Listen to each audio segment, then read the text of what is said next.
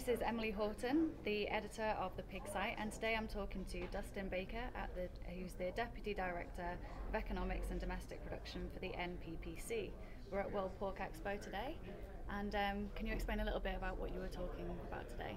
Sure. Well, I provided an update on kind of the state of the industry here in the United States, and it's a pretty interesting time to be involved in the American pork industry.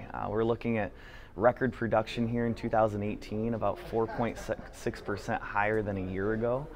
So we'll be producing about 26.7 billion pounds of product for consumers both here in the U.S. and worldwide.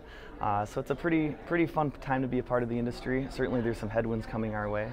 But you know, we typically see a peak in prices in the summer, and so we're approaching that right now before we really get to some large supplies come the fourth quarter of 2018. Okay. So can you provide an outlook for the next 6 months?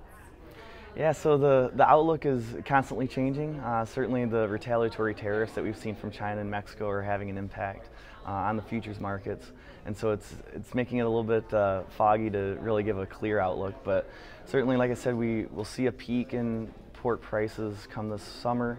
We'll probably see some red ink come the fourth quarter of 2018 and probably the first quarter of 2019. But we have some big production coming our way, and we have some new packing plants coming online. So as long as those are able to open on time and get ramped up to full production, I think by the second, third quarter of 2019, we'll be in a much more advantageous position.